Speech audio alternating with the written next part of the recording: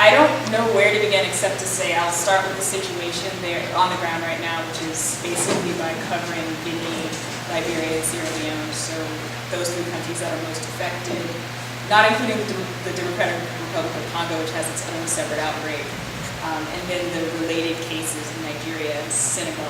The Senegalese case is actually just it's a single man from Guinea. Is it a man? Or is it a woman? It's a student. They say student.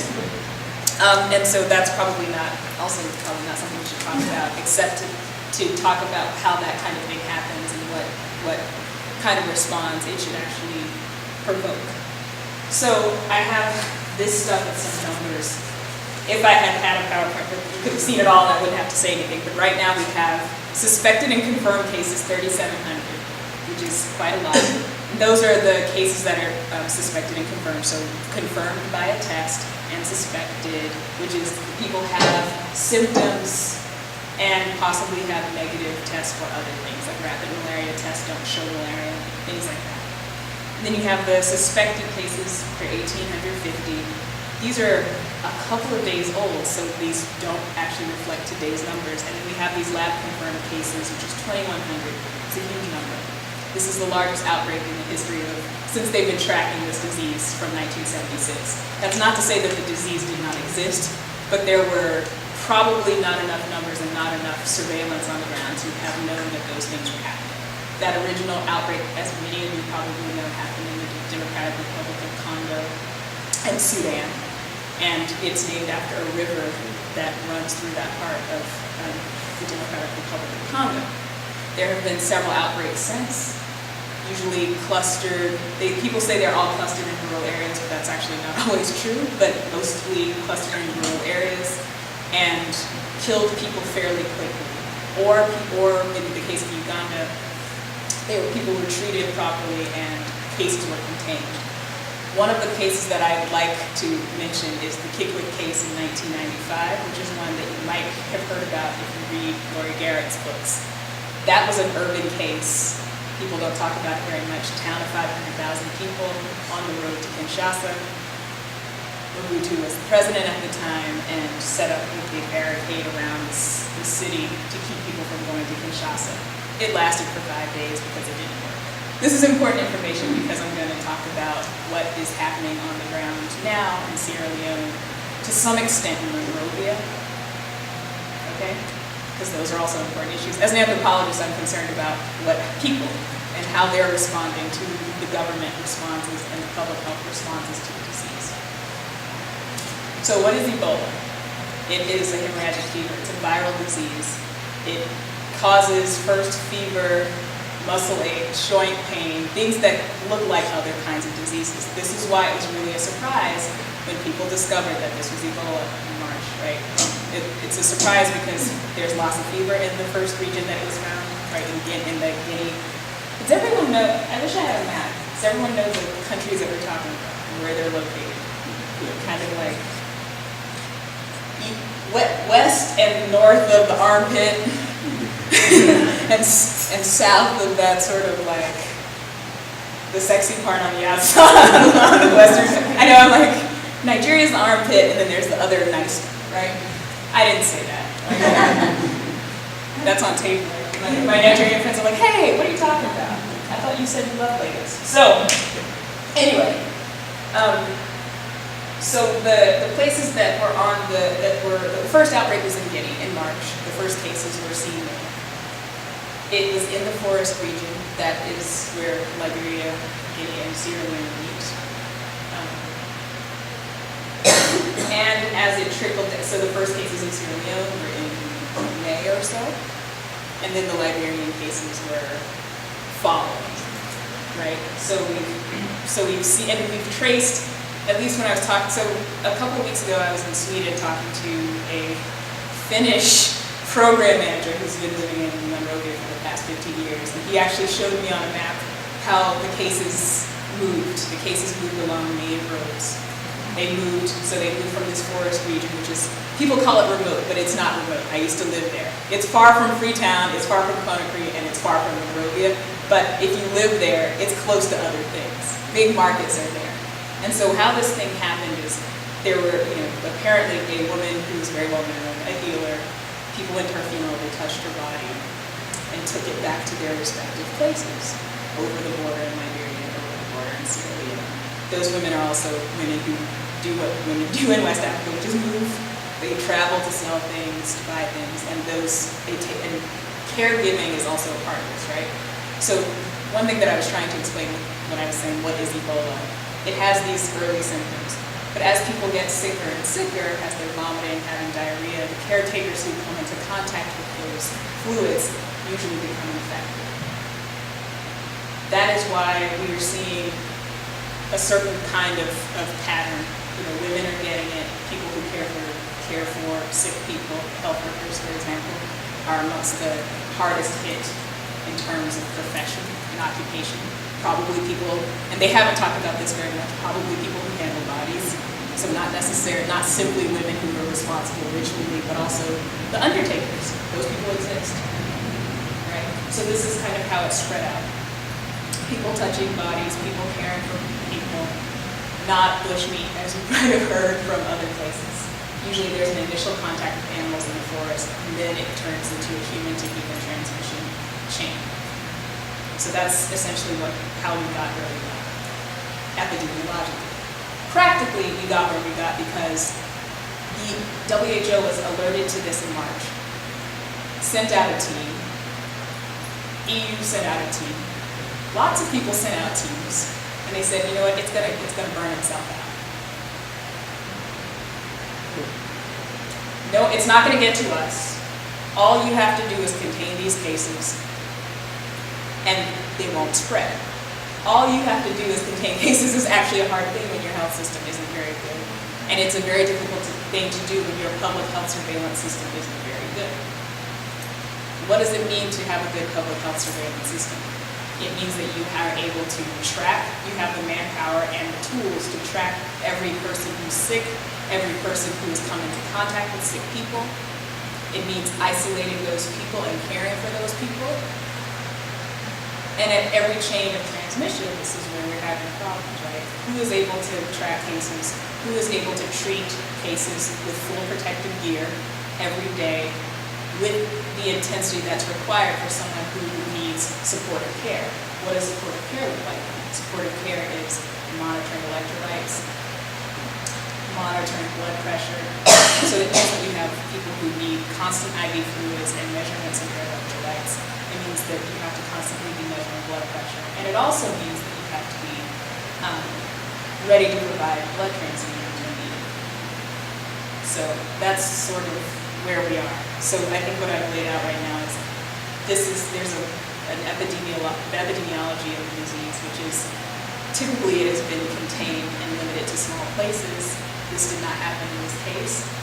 Typically, health systems have been able to deal with a fairly small number of cases. Because we have health systems that are bare bones and haven't had enough trained doctors and nurses working, there's a problem because there's not enough equipment to care for people.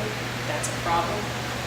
And because there are public health surveillance systems that aren't adequately prepared to address a disease that had never been seen before at this magnitude, that is where another problem lies. International response was slow and inadequate. And that's not necessarily because they didn't want to do something, but they're also underfunded. The central agency that we're talking about, WHO, used to be a very central international force. It is no longer. It works primarily in an advisory role, doesn't have the adequate number of human resources as well, and doesn't actually have money to do what it does, what it's supposed to do. There was supposed to be an emergency outbreak response fund set up about 3 years ago, and that didn't happen. I learned this a couple of weeks ago, and it shocked me. But knowing what I know about the WHO, it didn't surprise me that they weren't able to get the money. So, questions so far? I feel like I just covered a lot of depressing ground. Yeah, that's on time. I find myself, I know these guys are more tired than I am. So, I talked a little bit about the disease. I'm looking at my charts from various times. Right, money. So, MSF has been one of the primary non-governmental organizations working on the ground in collaboration with governments. Governments are working night and day to track these things. There are community responses.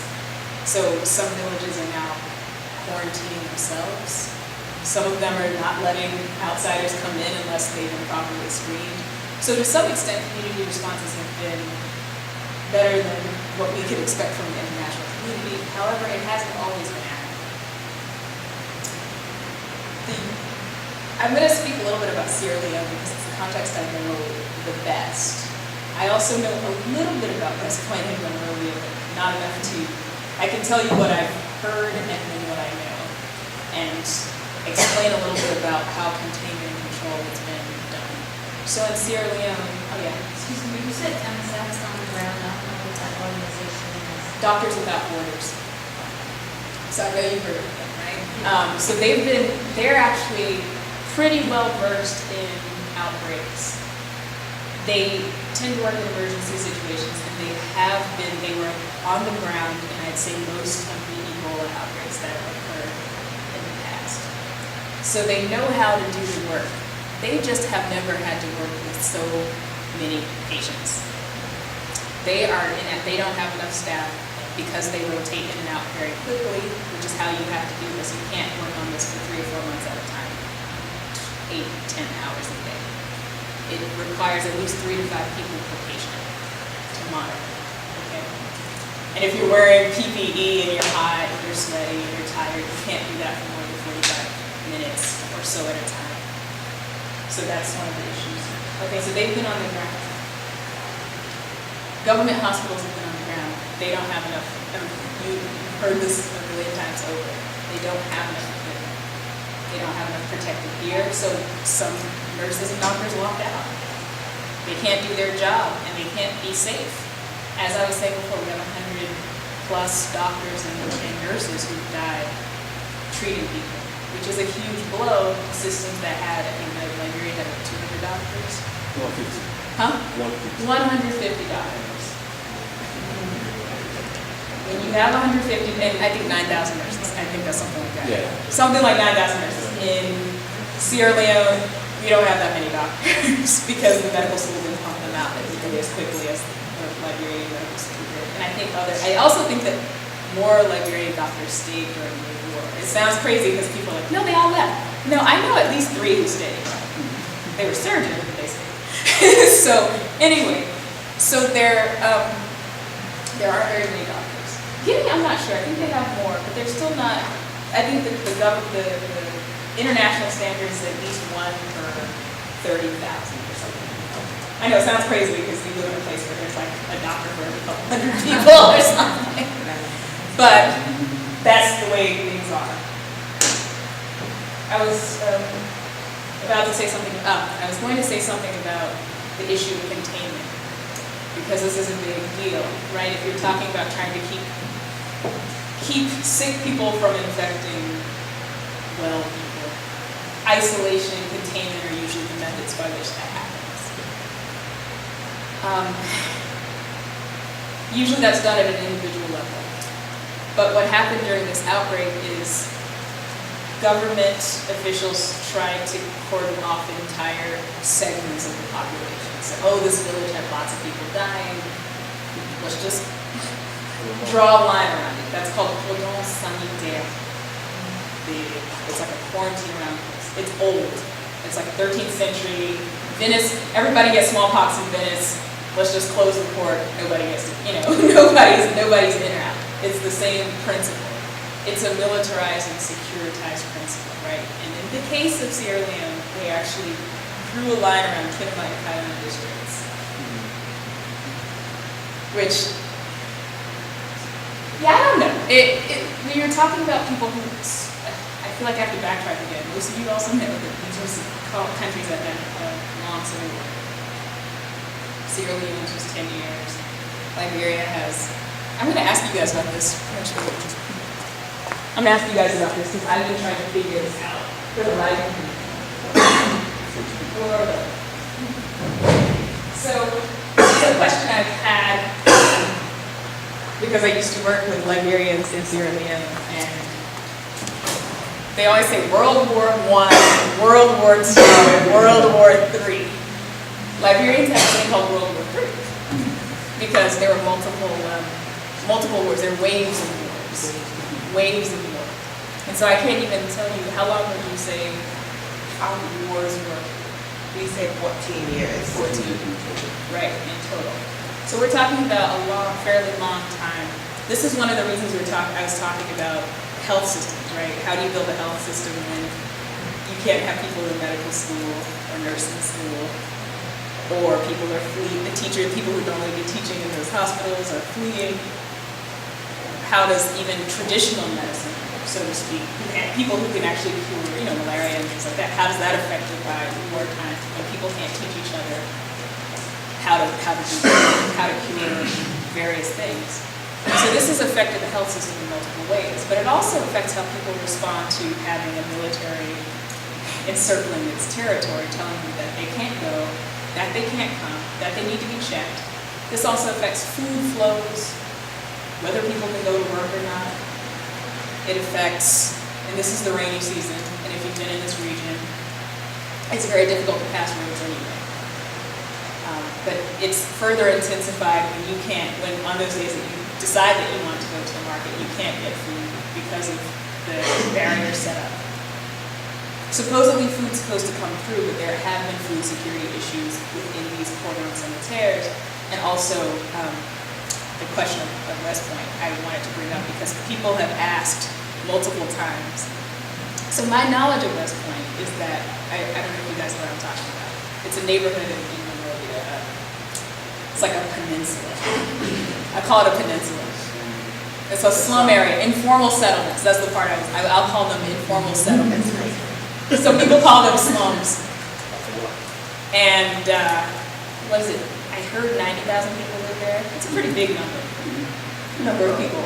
It was quarantined a couple, 4 weeks ago. There is a history there of disenfranchisement because they're informal settlements. And I had even heard that someone said they wanted to raise all of the houses there, make it a park. Have you ever heard that? I had heard that. I heard that from people who had been working there, or they were trying to, cut down the number of settlements there. It happened pretty much every slum I've ever heard of. Someone always says, "Oh, we're going to get rid of that to make it nice." Right? It's prime real estate. It's actually like on the water. Like if you wanted to build a Hilton, that's where you build one. It's a little island. It's a place where you would put a Hilton if you could put one. So think about it like that.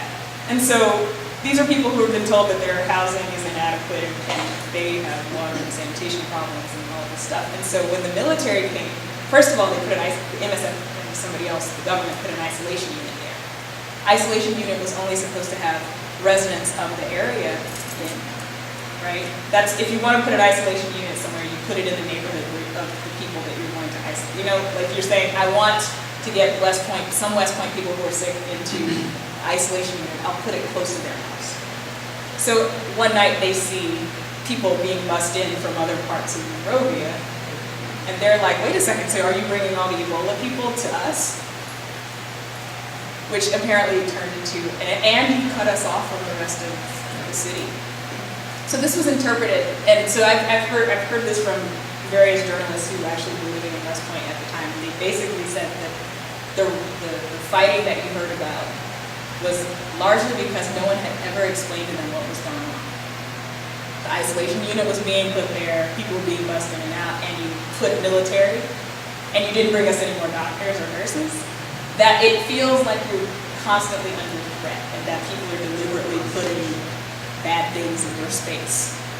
So I'm just giving context to, this is how people are actually interpreting the quarantines, the military quarantines, as not acts of care, but acts of violence, if that makes sense. Right? People come with guns. And so this has been the case that I've heard about in West Point. This is also the case that I've heard in Panama and Taiwan, which is that people are wondering how you could set up this kind of containment situation without actually providing care within it, without providing obvious care, without explaining beforehand how this is supposed to help people. This has been also one of the bigger failures, I think, of governments and of non-governmental organizations, is setting up structures without explaining how people are supposed to cooperate with them. How are people supposed to do their part?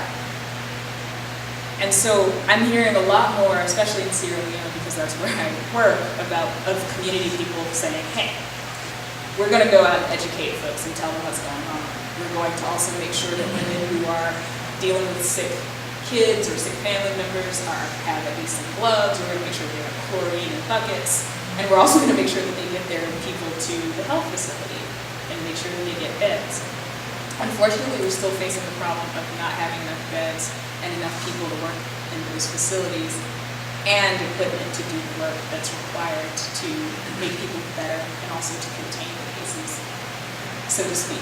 I don't like the words of public health, but I'm a former public health practitioner, and so see those can see that those words have their use. So that's, I feel like I'm missing some points here. I just wanted to describe how people interpret those actions and what potential there is for folks not actually doing what it is that needs to be done under the conditions put in place by the governments. So the governments are doing work. They're working endlessly. In fact, the government of Sierra Leone replaced their Minister of Health last Friday. I don't remember, I just know I wrote something in this friend of mine said, wait, when did they replace the Minister of Health? It was the weekend. She was a pharmaceutical rep at Eli Lilly, and before she became an NOH. And her deputy was a guy who's a board-certified physician in the UK at Sierra Leone, so he was not in charge of the response. And so he's now in charge of the response. And I think the chief medical officer, who's also an infectious diseases physician, is now the coordinator for the Ebola situation. So things are clearly changing. Government is now, I think, doing a better job of understanding problems in Sierra Leone. In Liberia, no. The cases are still going up, and the president just sat down for a cabinet. Anybody that had left the country or had not returned is now gone. You're gone. But then they said there was no one in the cabinet. It's just like a whole bunch of government. So anyway, in Liberia, this is another thing about war. When you're an elite, you have some money, you're like the first people who can get out. That's exactly what's happening in all of this stuff. It's not just Liberian elites, but also international elites. They picked up and went. NGOs, all of that stuff, like this Finnish guy I was telling you about, he actually wanted to go back, but he can't get a flight. And his wife happened to be on her planned vacation, Liberian wife, happened to be on her planned vacation in New Jersey, and she can't get back in. They told her to stay. In fact, they told her to stay away. But there are a bunch of people who are mad at her because they think she's taking advantage of the fact that she, taking advantage of Ebola to stay out of the country. And so President Johnson Sirleaf, she actually said, anybody in the government who's out of the country, you get back in a week or you're done. I'm firing you. And of course, lots of people are like, yeah, that's right, stick it to him. And then there's a whole group of Liberians who are like, she's not doing it. But they're still getting paid. And they're still getting paid. And so there's a whole bunch of things. Are they still getting paid? This actually is creating some fertile ground for political disruption and opposition. It should be obvious why, right? So anybody who wasn't a fan of hers before has plenty of fertile ground to challenge her position of authority, I think. I'm hearing it. I'm seeing it. I've been invited into people like, you want to join a secret Twitter group to hear more? And I don't, because I really don't want to go to prison. Do you want to be on that secret Twitter group? Okay, because I'm not sure I want to be broken out of prison anytime soon. So, yeah, I've been invited to secret Twitter groups so that I can report on this, and I don't want to know. I'll get your information. I'll hook you up with those people. Yeah. You brought up the point of the failure of government and these, I guess, nonprofits coming in and their failure in communicating the problem and the plan. Right. And that is something, yes, we're seeing a lot of. The failure to actually understand different dialects as they go out to these places is also a problem. So you hear the stories of not distrusting government, but also the distrust of Western medicine, because the thought is they brought Ebola to us. Right. So they've been chasing doctors out of the villages. So it's kind of like, how can you help people that are chasing out doctors? So I actually had a different take on that, because I heard the same thing, and I challenged, what I challenged was, I didn't challenge that people were annoyed with Western doctors. I did challenge the fact that they were annoyed by Western medicine, because I see them as different, right? Like when people get sick and they're like, oh, I have a headache, they go to the pharmacy and they're like, get me an aspirin. If they have malaria, they get an injection. So people don't actually distrust Western medicine, but what they do distrust, I think, there are these sort of, so no one saw it before those people came. Those people actually have worked in places with Ebola. I'm thinking that their mobility, which has always been their strength, is also their weakness, right? I always look at it as, it's the one time that Africans get to theorize back. Like everyone's like, oh, those Liberians and Sierra Leone and Guineans, they move too much. That's why they got sick. That's why it spread so fast. They've been moving all along. They're looking at these guys. Oh, MSF was just in an outbreak in Congo. I didn't see any Ebola until they came. Which I think is like because I know people trust medicine. I've seen people get mad when their hospital doesn't do right by them. I do think that people don't always love their doctors. I'm pretty sure they don't always love their nurses, and I've been in many situations where I didn't like the doctors or the nurses that I met in my facilities here and in Sierra Leone where I worked, because they're not always respectful.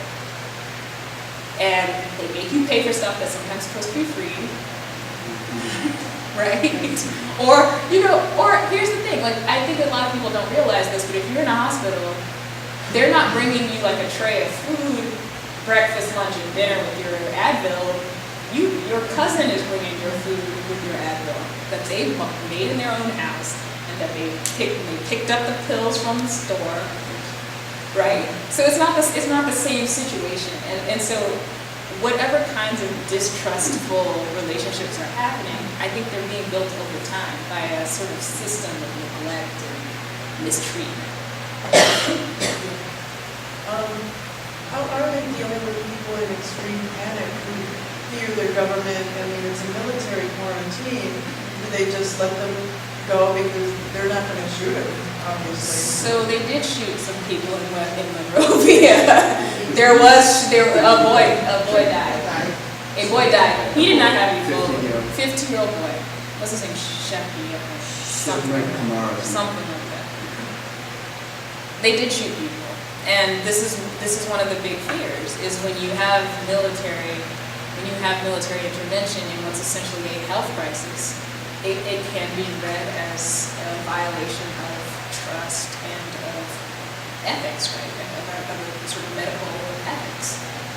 The point is to care, but what ends up happening is it's about isolation, containment, and control. So this is the big divide that's happening here. This is one of the reasons that I'm fighting. I mean, I'm kind of fighting the wave right now, which is that MSF said, we can't do this. Can you send in your best biodefense equipment and people?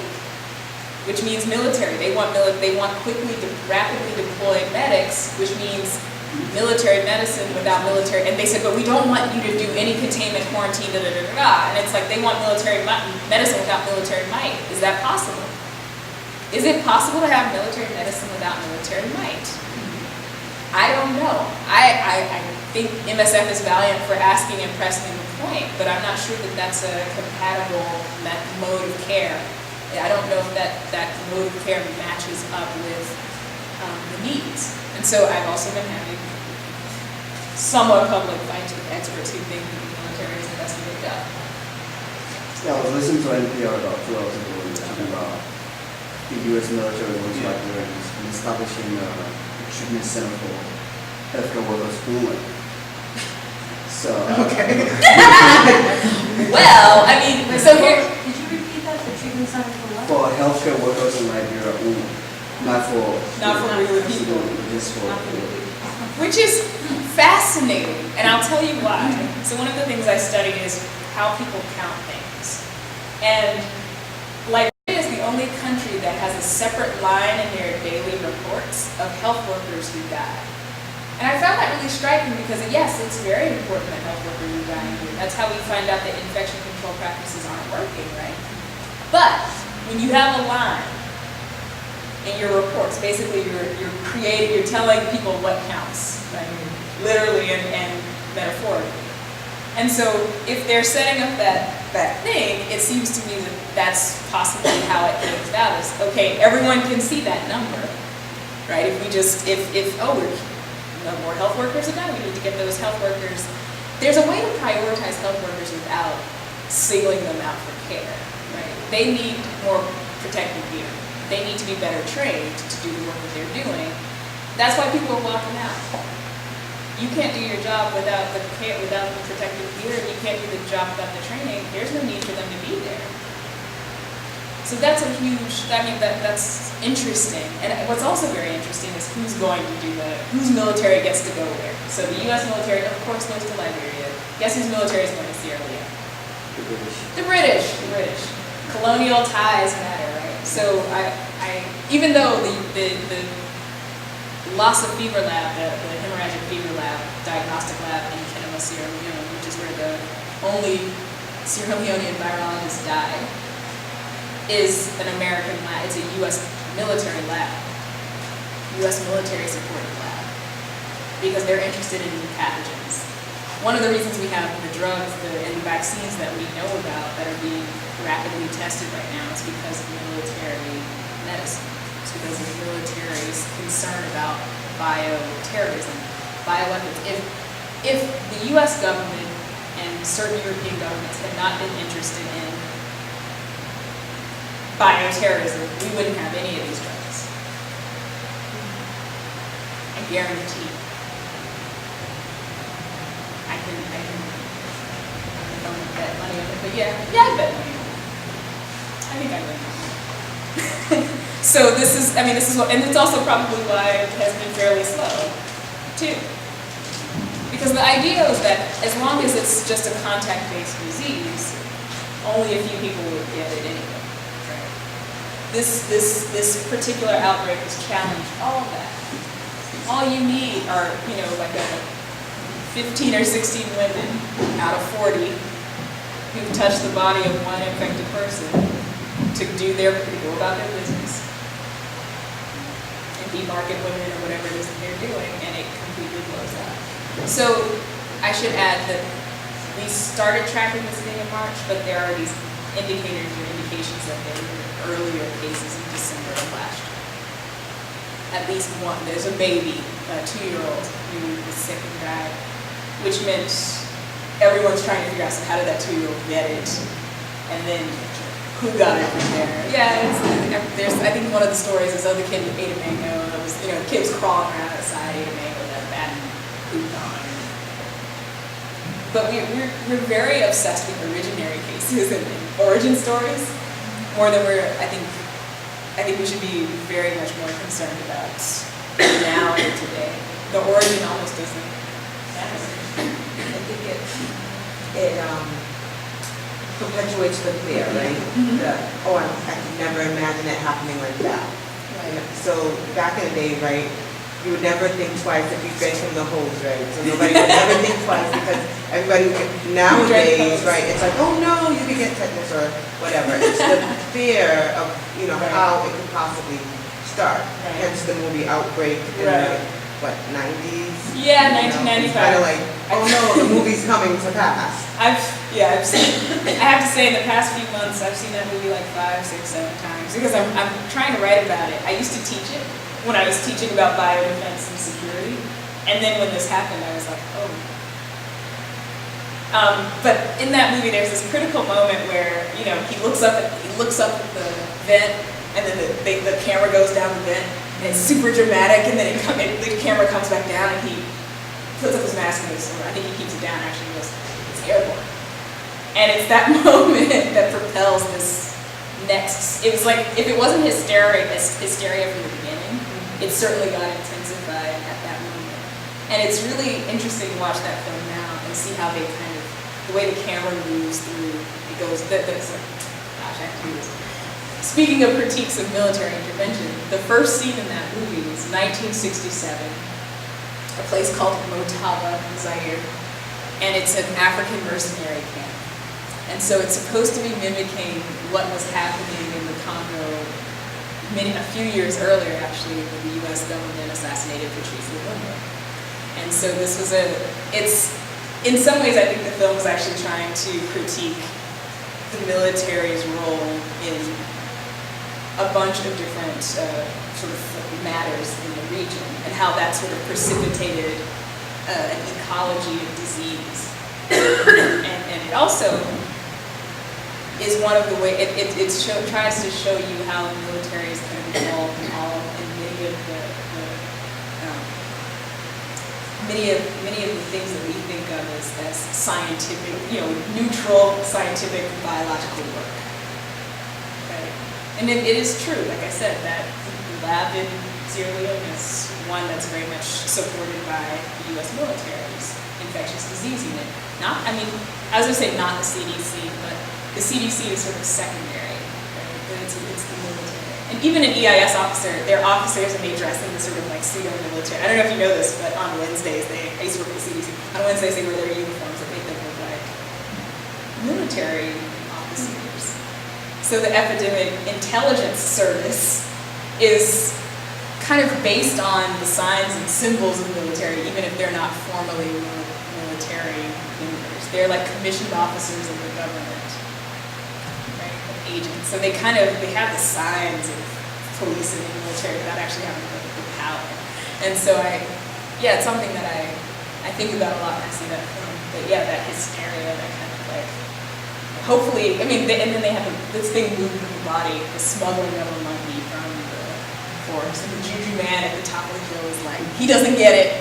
The guy says, oh, the juju man says it's because men have gone where they shouldn't go and they cut down trees. Not only is it a critique of military might, it's a critique of sort of deforestation and it's liberal eco. Watch the movie, it's great. It's actually a great piece of drama for, if nothing else. Not scientifically valid or interesting, but it does tell you a little bit about all those things I just mentioned. I'm traumatized. Contagion's worse. Because that actually is air. Both of them. You have to have the disease be airborne. Otherwise, you can't really make it scary. Would this disease ever evolve to be airborne? I have no idea. People worry about that. But the way it's mutating is it's mutating fairly rapidly. So one of the reasons they're really concerned about the mutations right now is because this is the longest an outbreak has been sustained. So the longer it's going from body to body, the more opportunity it has to mutate and to change. That said, I don't think the fear right now is that it's going to be airborne, but rather that it would be more virulent, or it might become something else. And so right now, they're actually wondering if it's a less virulent, more infectious, right?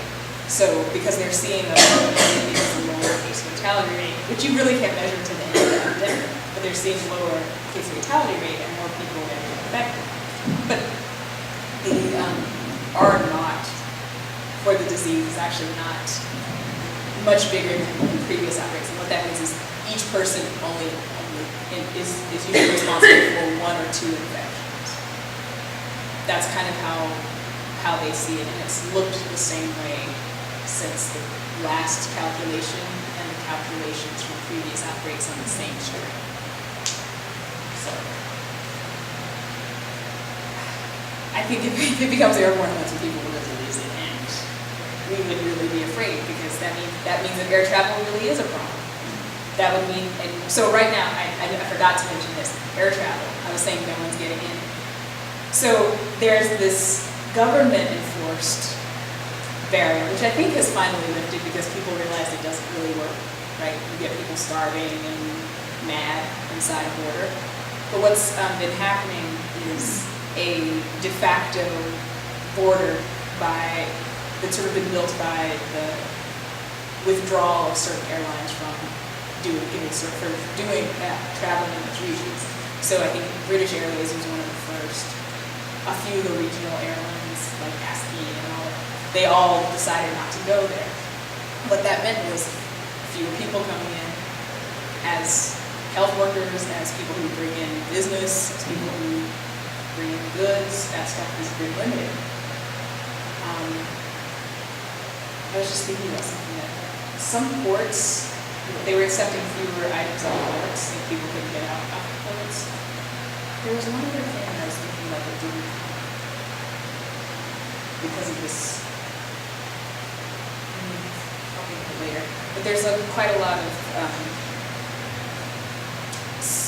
business. Oh, I know guys. Yes, this is actually important. So, not just recently, but like May, June, July, the natural resource companies, the extraction, mining companies, they left. So it's funny you mentioned that, Mhm. because Liberia has Firestone. Right, Firestone. Which is now what, Bridgestone or something? Yeah. So I talked to someone from Firestone. So did we. They used to have the cargo donation where you could send humanitarian efforts and they would ship it to Liberia, and they had this whole program, which when we contacted them, they said they no longer run that program, nor are they offering help at this time to Liberia. They have a hospital, the hospital they have on their private land, so their land is not, if anybody knows Firestone, they have bought about 100,000 acres of land in Liberia, which is not part of Liberia anymore, but is solely owned by Firestone, where they have a school, a town, a capital, a hospital. They have their own country, pretty much, just like the Vatican. Pretty much, that's what it is, right? So people go there and they work for about $4 a day, and they have to tap about 400 to 700 trees a day to get sap. So when we contacted them, knowing the history they've had with Liberia, they have not donated or had any funds going to Liberia since then. Unlike Shell, who has been working with Nigeria and has donated $75,000. But they only have like 20 That's like cases. 5 bucks to us. Exactly. I mean, they also have 20 cases, and that guy who ran the Port Harcourt. That's probably the only one they're worried about. Right. Right. But I'm saying when you talk about the ports and businesses leaving and not actually, they've taken billions, made billions off of these countries from natural resources. And Colonial, and Firestone is absolutely part of the colonial legacy. Absolutely part of the colonial. I'm not going to even try to mince words on that. Not just business, colony. they still call it a plantation in Liberia. It's a plantation. It's literally. Where they tap rubber. I mean, and yeah, I actually know some doctors who work at that facility. So I talked to, I don't know what her position is, but she's one of the few people who didn't leave at expatriates, right? So a lot of the staff, they gave them voluntary leave. Because they don't want to evacuate, because evacuation scares people.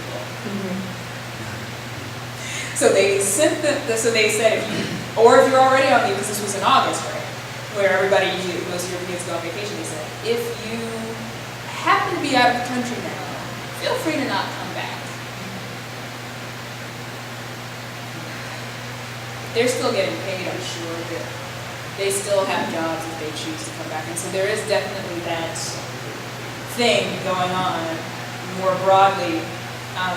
I would say throughout with all of these different groups. I had a friend who she just hit her 21 days out of the country, so she's all relieved and everything. But she happened to be doing completely unrelated research. She has her husband's from Sierra Leone, so she was in Nigeria all last year, and then went to Sierra Leone to see family and friends in like March, April. And then had to go to Liberia to do some educational studies because she works with schools. And so she was in the middle of it. She was eating bushmeat out in Liberia. She was like, "Oh, how come I didn't know?" I know. So she was like, hanging out with family eating bushmeat. Finally, so she's finally cleared. But she said, it got to the point where she had to go from Sierra Leone to Liberia, or from Liberia to Sierra Leone. Absolutely a nightmare getting a plane.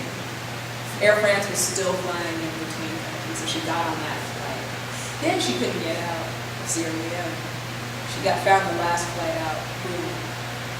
Same with another guy that I knew, who he was there for a reunion with his family in Sierra Leone and didn't realize, didn't know until he got there. He said he had to spend $6,000 to get a ticket out of the last flight out of America. So yeah, people are out, airlines are out, even though transmission by airlines is pretty uncommon, as you can see from the Liberian case, right? The Patrick Sawyer, the reason we have there's Ebola in Nigeria is because you've heard the story, right? The Liberian American guy got on the plane. Big man. Everybody's talking stuff about him. The Nigerians are really mad at him. Yes. I never heard so much bad talk in the newspapers about someone who wasn't a politician. But he got on the plane, he was sick. Everyone's saying, oh, it's because he knew he was sick and he knew he'd get better care in Nigeria, which wouldn't be far from the truth. But he traveled with an entourage. Entourage got sick. Most of those people got sick because of America. The doctors that treated him got sick. The woman who barricaded him from leaving the hospital when he wanted to leave, she died. She was a fabulous doctor. So there's all of this sort of collateral, I hate to use the military term, collateral damage because of this man's actions. And so he's very vilified, crazy. But I use him as an example to say he happened to be on a plane of a few hundred people, and the people who got sick were the people who treated him or were his close caregivers. So there is very low risk on planes, and so for them to have shut down those planes was actually quite devastating to the region in terms of getting people in, getting stuff in, moving people around. So you talk a lot about, then now, how, especially in a place like Liberia that wasn't even halfway to recovery after a 14-year civil war, how can they recover from something like Ebola? I mean, economy-wise, politically, those are going to be the biggest challenges. I think this has been another blow to the confidence of political actors. I think economically the bounce back may actually be fairly quick once people realize that it's gone, because this is a short enough term thing, so it's not like it's not like a 10-year war or a 15-year war. I think it actually won't be really as bad, but for this year it's done. GDP's down, all this, so I think the bounce back actually will be a lot easier, because people sort of left thinking they would come back. That's been my impression. Politically, I think there's a lot of mistrust, and there's a lot of, this is shown, I think this happens all the time. Crisis is basically when people begin to question their leaders and question their motivations and their intentions much more deeply and critically. What I also worry about is whether there's a lesson learned. So lots of money went into building health systems, right? Oh, let's build medical schools, let's get people to go through nursing school, let's build hospitals and health facilities. But I'm still thinking that was a half-assed effort. When I was working in Sierra Leone, every NGO got a district. It was like NGO colonialism, IRC gets this is one thing I probably shouldn't be saying on camera. Everybody gets their district and everybody builds the capacity. They train the nurses, they train the doctors, and it's all warm and fuzzy health systems building. But something didn't happen, because that's been happening since 2002, 2003. I'm not saying that you should have a perfect health system after 10 years, but something should be happening when people are spending billions of dollars. I'm thinking that one of the problems is a fundamental problem of global health and development agencies more generally, is they don't want to pay for people, and they don't want to build, and they don't want to pay for infrastructure in a major way. They want everybody to get their capacity built, but they don't want to build things, and they don't want to build people.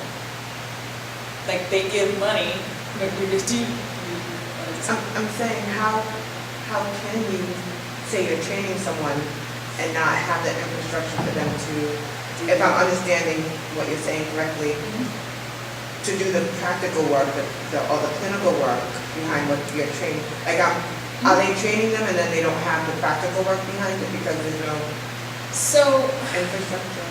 I think it just hasn't been deeply added. I don't really understand. I've been trying to, what you're saying makes sense. I've been trying to figure out, I've been doing this work since 1999 almost. And I've been having trouble understanding how it is that health systems don't get built. I have a clue, and part of it is this, for Africa, and this is not true everywhere, but for Africa, training happens with diseases. I don't know if that makes sense. Training happens with diseases. Training isn't about systems. There has been a greater push towards systems, and it's something I'm working on right now, which is to understand how it is that this whole idea of systems doesn't get its full play. It has more in East Africa, and I think that's because there's an enduring relationship with the capital and working going on. And I think it's in big places like Nigeria and all of that in Ghana. But I get the sense that because we've long been working in silos around diseases, so AIDS, remember, Sierra Leone got AIDS money out the wazoo, and they were like, oh, that'll build up everything else around it. Like, if we just work on AIDS and get all that lab equipment and people trained on that, everything else will follow. That did not happen. People are still dying of, like, in childbirth. People are still dying of cerebral malaria. People are still dying of things that really, frankly, a good health system wouldn't let people die. But I can tell you one thing, very few people are dying of HIV. There aren't very many of them anyway from Sierra Leone. I mean, I won't say that's not, I mean, people who don't take their drugs and people who become resistant to drugs, that's a problem, but there are some aspects of care that are very well built up, and there are other parts that are woefully lacking, and Ebola proves that. Ebola has proven that. I mean, I am willing to even say that it's not simply that those places in East Africa were rural or whatever, but that some of those places actually had better health care. Like, apparently the Red Cross in Kickbook in Congo nipped it in the bud. That's like I said, it's 400,000 people. It's not like we're talking small town, whatever. But I read the papers from those doctors, and they're like, yeah, we contained cases. we went out and we made sure that we got those cases, and we brought them into the hospital, and we did it. So going back to that example that worked, and you went out into the community, and you talked to people, and you found cases, and then did they, I mean, they obviously didn't force people back to get care. Were people then willing to get care? Then they were still, Right. yes, I do need to be in a hospital. There's always resistance. So one thing I can say is, it's not to say that everyone is resistant, but there's always some resistance because of the nature of the thing. Being isolated, being taken away from your family, all of that stuff. I mean, this happened with the guy from Atlanta. I don't know if you remember him, the guy with XDR-TV. He needed to go on his honeymoon. He had that, like, scary tuberculosis. And he got on the plane and went all the way to Italy, and everyone was like, what? I think he didn't want to miss his honeymoon. So, maybe he gave his bride extremely drug-resistant tuberculosis, but I think they didn't impress upon him how, he's a lawyer, well-educated, rich guy. They didn't impress upon him how serious his condition was. That said, people are actually going out in Liberia, Sierra Leone, and Guinea. There are active case detectives. There are people who go out with their book every day. That's why we're seeing cases. That's why we saw that huge leap in cases about 2 weeks ago, 3 weeks ago, 4 weeks ago. We saw a huge spike because there are people who are going out. Again, the issue for a while was that there weren't enough people. There wasn't enough coordination to say, okay, let's get this done, and let's get it done right. And there weren't, and when you do find them, this is still the case in Liberia, and you take them to the hospital, there's still not enough beds to put them in. Isolation units aren't always adequate. You probably saw that video of the guy running through the streets being followed with the guy in the suit. I was watching that and I was like, but he was like, I'm hungry, I'm looking for food. How hard is it to give food to people in an isolation unit or a hospital? Get the dude some food. It's not deep, you know, so, but it is deep. It requires a lot of coordination to do that. Yeah. So am I understanding it correctly, is it the governments of these countries in Western Africa that are standing in the way of the medical infrastructure being? They get money. So these are countries that don't generate revenue for social services on their own. Their money comes from governments that are not theirs. So our government, the U.S. government, the British government, the various Scandinavian governments. That's where 70% of Sierra Leone's money comes from to do everything. Like to run. So getting utilized properly. So how it's used is usually dictated by the people who give the money. There are clever ministers who say, oh, they said it's for AIDS, but actually I think I just want to build a whole health system. That's what happened in Mozambique, and that's what happened in Rwanda. They went, they say AIDS, I say health system. It requires a commitment beyond the box that is given to you when you write a grant. Like basically, so, and I should also add that there's another way that this is happening. So I'm CARE USA, I'm in Atlanta, and I worked in 20 countries, actually I worked in 56 countries now. And USAID says, hey, we've got $20 million for Sierra Leone, Liberia, and Guinea. What are you going to do with it? And I go, I know, I'm going to work with community health workers, and I'm going to make sure that their drug stockpiles don't happen, and I'm going to do, and they usually do what they have been doing.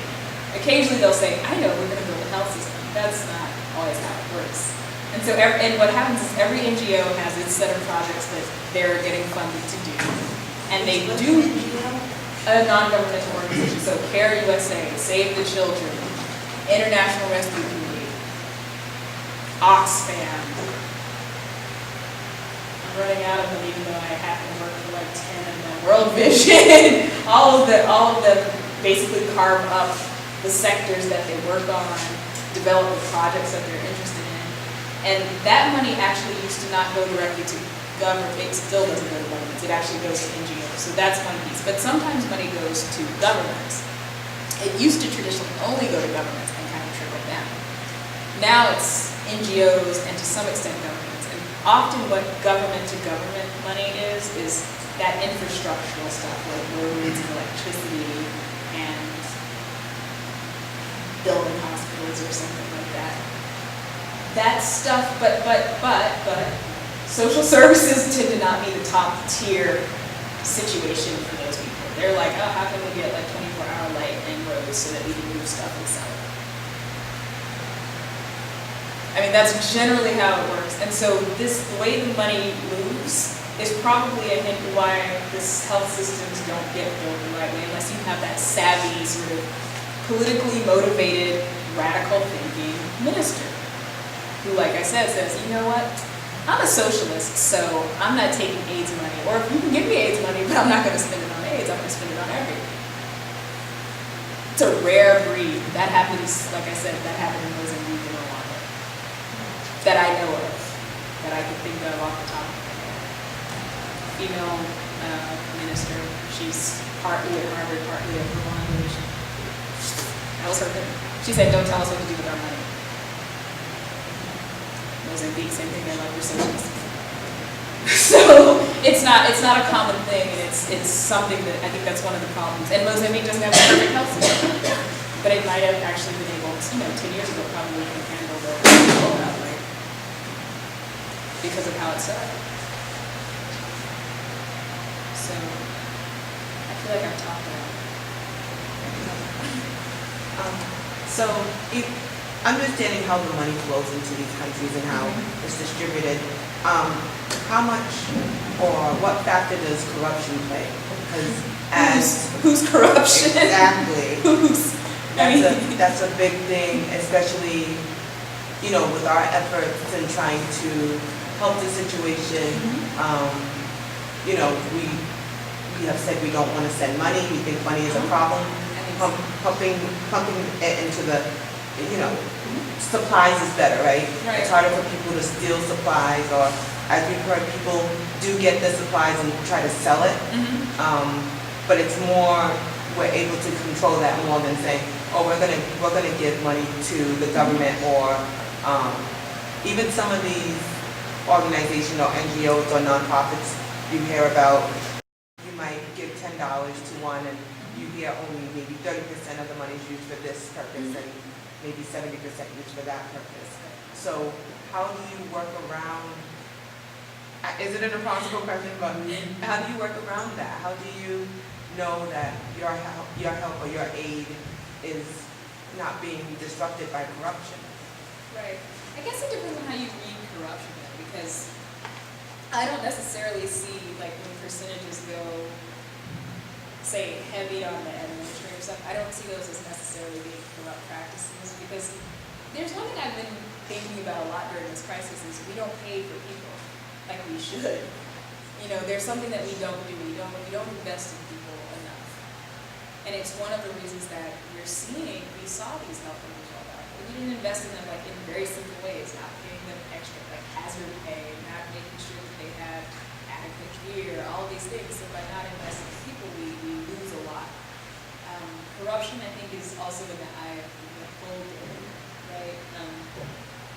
It sometimes, I won't say all the time, but sometimes, like, I think it's sometimes we see corrupt practices in Africa that we don't reflect on how corrupt practices are gendered through U.S. practices as well.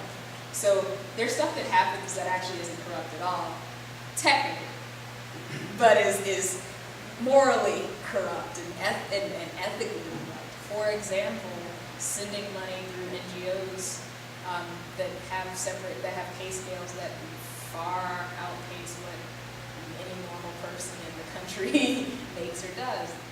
There's that piece. There's not funding schools unless it's going to do something that they want it to do. So not actually investing in ways that benefits people in a sustainable long-term fashion. One of the reasons we're having to rely on the U.S. and the UK to do this is because lots of front work wasn't done. A lot of work thinking about how to build an effective and excellent health system for poor people has not been a priority. And to me, that's a corrupt practice. Because it's ultimately been doing, I'd say the U.S. government does exactly what it's been doing all along, which is paying exorbitant salaries to U.S. people to buy U.S. goods and do U.S. projects. I mean, how many, the Toyota Land Cruiser, I don't know, those are Japanese cars, but I feel like that's the only thing you can buy. I think they're manufactured in the U.S. I'm sorry, you had a question. Well, thank you. I think we should pull by the body here. Fundamental problem in Africa is leadership. In one time, when the top of the country are starting to support it. So the fundamental problem is leadership. Whether there are millions of money come to NGOs or to international organizations or partner countries, the problem is leadership. It is understandable that, like, Liberia, Sierra Leone is coming out of civil war, and they have enormous challenges, which is highly understandable. But at general level, Africa's problem is really leadership, corruption. You'll see a president or their ministers driving fleets of new cars, while the common person in the streets does not have food to eat. And money has to come into, local, to NGOs, international organizations, and foreign governments. Right. Where is the money going to? I think there's some disconnect between the aiding countries that are supporting these people and the local people. So if you keep sending money somewhere, these people are getting poorer and poorer. And the leadership is getting richer and richer and uncomfortable with the status quo. The country that is sending the money should question whether the money is going to NGOs or not, should start questioning. Africa, I've been out of Africa for 7 years. Africa has not gone up. It's dwindling. Everything is basically at the doorsteps. a country like Nigeria should be at a position to deal with this pandemic. And this morning I listened to NPR, a lot of these African countries are stopping ships from going to their countries. If they know that these ships have stopped in Sierra Leone, Liberia, or Nigeria. And if Africans themselves don't put in order, how would the international community with all the money be able to help? And now with that kind of selfishness, Senegal has got a blue case, very close to home. And all these countries have been stopping ships from bringing equipment, for medical equipment. Absolutely. So basically this is our problem, it's just fundamentally it's leadership. African Union is not saying anything. Basically no one is hearing about them, it's just United States or other countries. So we will talk about this, half of the population of Africa will suffer, whether you are dead or you have a relative that is dead or affected, it will happen unless the international community goes in and takes it upon itself by not going directly to the governments. But since we are dealing with a crisis situation, it must be dealt with directly from these countries and know that we have to save these people from a humanistic perspective point of view. But dealing with the government under these circumstances is a non-starter. Nothing is going to happen. Millions of people will suffer. And if they say 2,000 people have died of Ebola, it is 20,000 people don't report data and people die at home. I mean, but we know that we knew that the numbers were wrong. We knew that the numbers were wrong from the beginning because if they weren't, then people wouldn't be wouldn't be finding new cases. We wouldn't be finding deaths. The question, I've heard this one a lot, right? So why would the African countries be the ones to immediately throw up their borders and to not send help?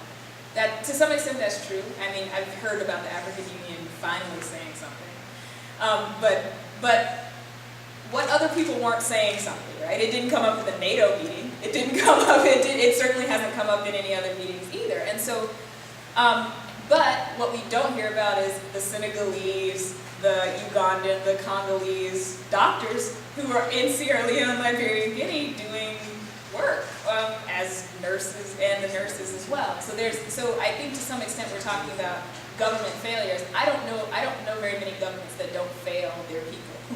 I sit in Providence. I drove, I remember I was driving from the east side to here and had to go see a friend, and I was like, oh yes, I see the dividing line. I very rarely see a government that doesn't fail its people. But what I'm actually also seeing is so what you were describing, what I was trying to get at about corrupt practices is, these are not, so what I'm saying is when you see those Land Cruisers and whole fleets of cars, those things are written in a budget.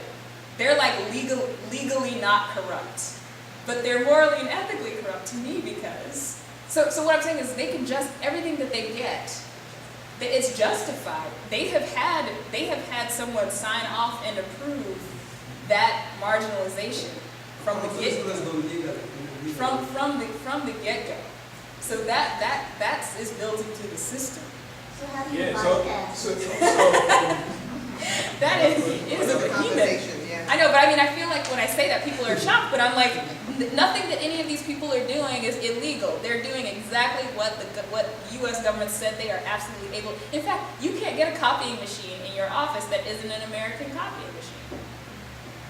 You can't buy a car that wasn't manufactured in America. You can't buy anything that costs a lot of money that isn't American. Like, that's just, that's the way it is. Yeah. I keep a little bit late, but on this topic is really, I think right now at this moment that's probably one of the most concerning or confusing issues, the understanding of who is responsible for Africa not building an infrastructure.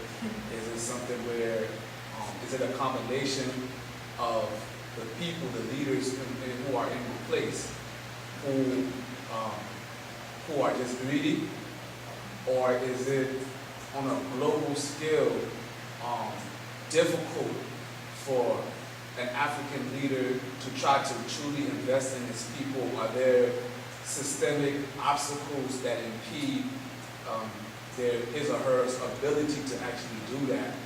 I think that is the question, because right now, let's say for example, Liberia, a lot of people had a lot of hope, high hope for Ellen Johnson Sirleaf, And, you know, they. Sorry. Let me just. Yeah, the same. Yeah, So people it's like, did. so what's your take on that? And they're saying she's doing the worst job, which, so is it her fault per se, or is it part of a larger, what's your take on that? It's everybody. I mean, I don't think it's really, at this point, easy to point a finger. People were blaming the Minister of Health in Sierra Leone. They were like, she laughed at people in Congress. Somebody got up and said, there are people dying in Kickbook Case, and she was like, Ebola. You know, that's what I heard. Apparently it's on YouTube. I have not found a YouTube video because I'm afraid to look.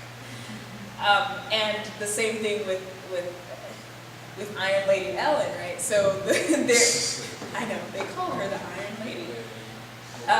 You know, I was just saying, I've been on Twitter and Facebook in the secret groups about